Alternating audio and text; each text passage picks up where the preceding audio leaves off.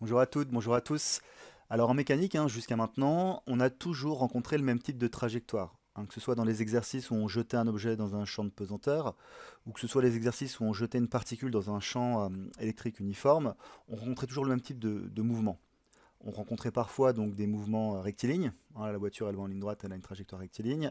Ici on a une particule qui va être accélérée par le condensateur ici. On voit que la trajectoire de la particule elle est rectiligne. Donc ça c'est le premier genre de mouvement qu'on peut rencontrer, le premier type de trajectoire qu'on peut rencontrer. On a rencontré aussi beaucoup de paraboles. Le crapaud ici il fait une parabole, une cloche pour retomber sur son nénuphar. Ici le petit électron là qui fonçait, il va être dévié par le condensateur ici et il va suivre une cloche, donc une parabole. Et le troisième type de mouvement qu'on rencontre énormément en mécanique, c'est le mouvement circulaire. Alors on va rencontrer ce genre de mouvement quand on étudiera le mouvement d'un satellite autour de la Terre, ou quand on étudiera le mouvement d'une planète autour de son étoile. Et il y a un truc à savoir avec les mouvements circulaires, c'est que c'est difficile, c'est délicat quand on va décrire la position du satellite, d'utiliser le repère habituel, le repère avec l'origine d'en haut et les axes X, Y. Pourquoi? Parce que quand il va tourner ici, l'angle à chaque fois il va changer, et du coup ça va être une vraie misère à utiliser ce genre de repère. Donc pour les mouvements circulaires, on va utiliser un nouveau type de repère qu'on appelle le repère de Freinet. Alors ce repère de Freinet, il a trois caractéristiques. Première chose un peu originale, c'est que c'est un repère qui va être centré sur le mobile. Et les deux vecteurs unitaires là, les deux vecteurs perpendiculaires qui vont diriger le repère, on ne va pas les appeler I et J comme ici, on va les appeler U de T et U de N. U de T parce qu'il va y avoir un vecteur tangent et U de N un vecteur qui va être normal, c'est-à-dire perpendiculaire. Alors comment on fait pour construire ce repère? Ici, pour simplifier le dessin, j'ai simplement enlevé les petites fioritures, les dessins, et j'ai remplacé par les lettres. J'ai mis S pour satellite, j'ai mis T pour Terre. Et donc là, on voit le satellite qui va tourner ici. Donc si je veux dessiner le repère de Freinet, il va partir du centre du système. Donc ici, mon système, moi, c'est le mouvement du satellite que j'étudie. Donc au centre du système, je vais faire démarrer mon repère. Et donc je vais tracer le premier vecteur unitaire, c'est le vecteur tangent à la trajectoire. Donc des vecteurs qui sont tangents à la trajectoire et qui démarrent en S, il y en a deux. Il y a celui-ci et celui-ci. Tangent à la trajectoire, ici je vois que ça veut dire perpendiculaire à ST là. Ici il est bien tangent à la trajectoire, il épouse la trajectoire, il suit la trajectoire en S. Donc ça c'est les deux options. Mais lequel des deux je vais retenir? U de T, c'est celui qui est tangent à la trajectoire mais qui est aussi dans le sens du mouvement. Donc là je vois que le satellite il va vers la droite. Donc la flèche que je vais garder c'est la flèche vers la droite. Donc ici, le premier vecteur de mon repère c'est U de T ici. Et sa taille, c'est une taille de 1. C'est un vecteur unitaire. Ok, maintenant je vais pouvoir tracer le vecteur unitaire UN, le vecteur qui va être normal à la trajectoire, qui va être perpendiculaire à la trajectoire. Et donc je vais faire le perpendiculaire à U de t. Il y en a deux, des perpendiculaires à U de t, il y a celle-ci ou celle-ci. Mais je vais garder le vecteur qui va vers le centre de la trajectoire. Donc là la trajectoire est comme ça, le centre c'est ici, et donc le UN il est comme ça. Même chose, un UN il a la même taille que UT, il fait une taille de 1. Et donc là j'ai fait mon repère de Freinet. Mon satellite il est ici, et le repère il va être comme ceci. L'origine est là et le repère est ici. Je vais le dessiner à un autre instant pour que vous ayez bien compris. Le satellite un peu plus tard il va être ici. Donc le repère il va suivre le satellite. Donc l'origine ce sera cette fois ici. U de N il va bien pointer vers le centre de la trajectoire. Et U de T il est bien tangent à la trajectoire. Et il est dans le sens du mouvement puisque le mouvement il se poursuit comme ça. Alors une fois qu'on a nos repères, on va pouvoir faire comme d'habitude et projeter les vecteurs. Donc là par exemple, quelle est la seule force que va subir le satellite? C'est l'attraction de la Terre. Donc il y a une force ici exercée par la Terre sur le satellite. Et on voit que cette force, elle est portée par U de n. On voit que quand on va projeter le vecteur violet, là, il aura des coordonnées selon U de n, mais pas selon U de t. Donc ici, les coordonnées, c'est quoi? Selon U de t, c'est 0. Et selon U de n, c'est simplement la norme du vecteur violet. Bon, et la force qu'exerce la Terre sur le Soleil, c'est Newton qui nous donne la norme. C'est grand G fois la masse de la Terre fois la masse du satellite sur la distance entre les deux au carré, donc sur R au carré. Donc grâce au repère de Freinet, on peut projeter facilement les vecteurs force. Alors que si on avait ce repère-là, ce serait une catastrophe, puisqu'à chaque instant, la force, elle pointerait de manière différente. Ok, alors le repère de Freinet, il est pratique, pour projeter comme ça facilement les vecteurs dans un mouvement circulaire. Mais en plus, il y a un truc intéressant, c'est qu'en en première année de prépa ou en médecine, vous démontrerez, et donc ça, vous, en terminale, c'est à retenir par cœur, que l'accélération d'un objet, quand il a un mouvement circulaire euh, quand il a un mouvement circulaire dans un repère de Freinet, son accélération elle s'écrit comme ceci. Et ça va être très utile pour plusieurs raisons.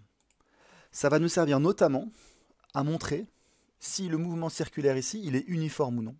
Et ça va nous permettre aussi de calculer la norme de la vitesse. Alors comment on va faire? Comment ça va se faire ce truc-là? Alors ici, on a une expression de l'accélération. Mais nous, on sait comment on peut obtenir une expression de l'accélération hein, du système, grâce au bilan de force, grâce à la seconde loi de Newton. Donc quand on fait un bilan de force et on fait la seconde loi de Newton, on va trouver une expression de l'accélération. Et donc on va avoir les coordonnées de l'accélération hein, selon UN et selon UT. Et ce qu'on va faire, c'est qu'on va dire que cette accélération, c'est la même que celle-là. Donc on va trouver en fait un résultat ici, mais comme ça exprime la même accélération, l'accélération du satellite, on pourra dire que les deux sont égales. Et c'est là où ça va devenir intéressant, parce que imaginez, quand on fait notre petit bilan de force, là, quand on trouve le vecteur accélération, si on trouve que la composante, le projeté de l'accélération sur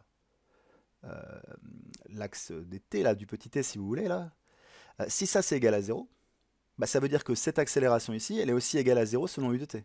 Et donc on en déduirait que, ici c'est quoi les coordonnées de l'accélération? Selon u de t, c'est dv sur dt. Donc on en déduit que dv sur dt c'est égal à 0. Mais ça veut dire quoi ça? Ça veut dire que la dérivée de la vitesse par rapport au temps, c'est égal à 0. Quand est-ce qu'une dérivée est égale à 0? Bah, si le terme ici, c'est une constante. Et si la vitesse est constante, ça veut dire que le mouvement est uniforme.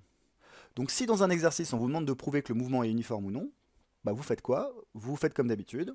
Système, référentiel, bilan de force, seconde loi Newton. Vous trouvez l'expression de l'accélération et là, vous comparez à l'expression du repère de Freinet. Et vous identifiez notamment la composante tangentielle.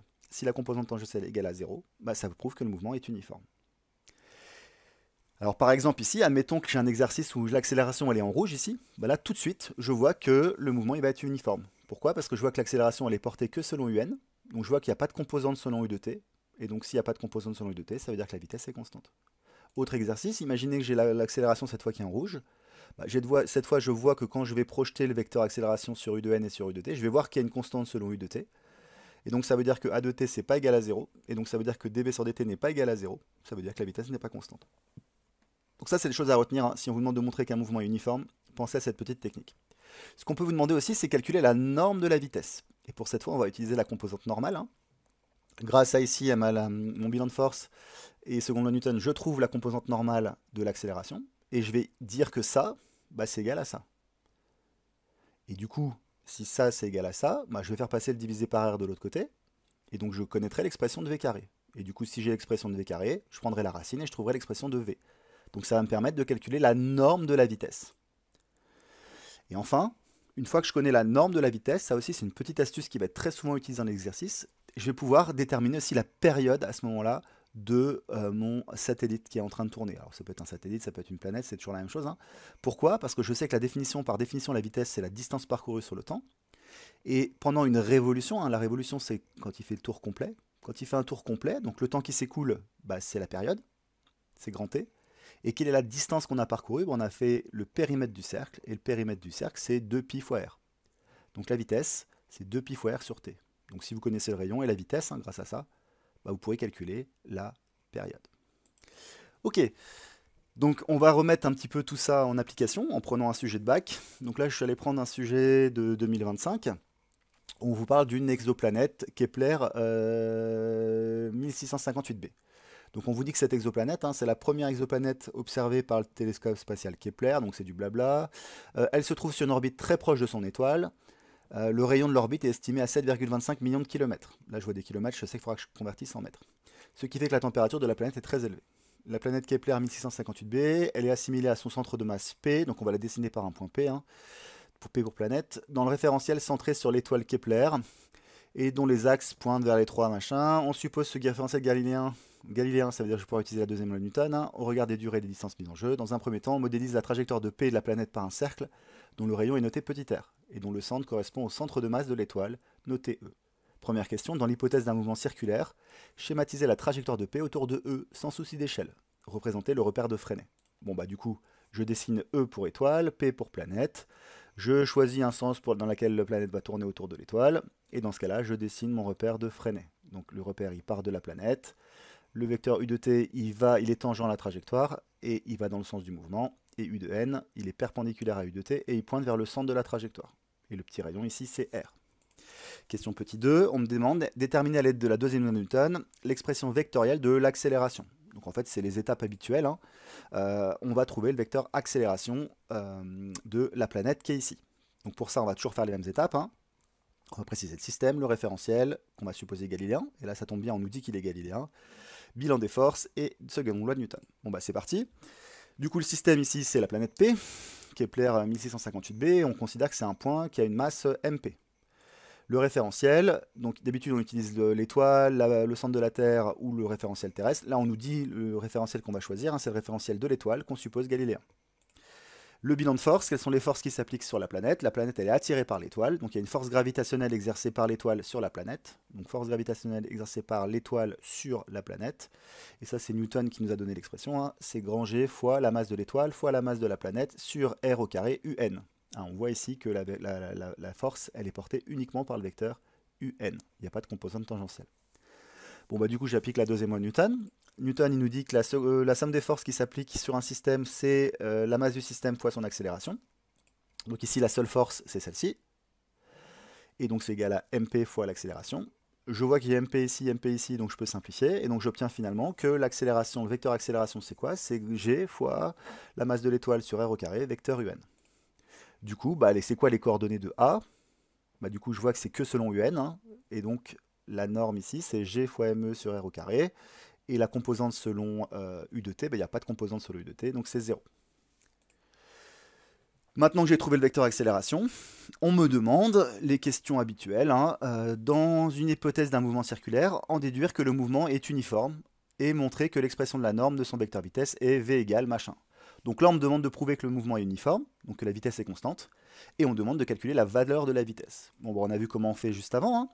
Comment on fait juste avant? On va utiliser les caractéristiques du repère de Freinet. Donc là, j'ai réécrit l'accélération comme on vient de la trouver grâce à la deuxième loi de Newton. Et maintenant, je vais utiliser cette expression dans le repère de Freinet. Donc dans cette expression, le vecteur A, c'est quoi ses coordonnées? Bah, selon UN, la projection c'est v carré sur r, et selon u de t, la projection c'est dv sur dt. Mais ce que je sais, c'est que cette accélération-là, c'est la même que celle-là. Donc je sais que ça, c'est égal à ça. Donc je vais égaler les deux expressions ici. Donc ça, c'est égal à ça, et ça, c'est égal à ça.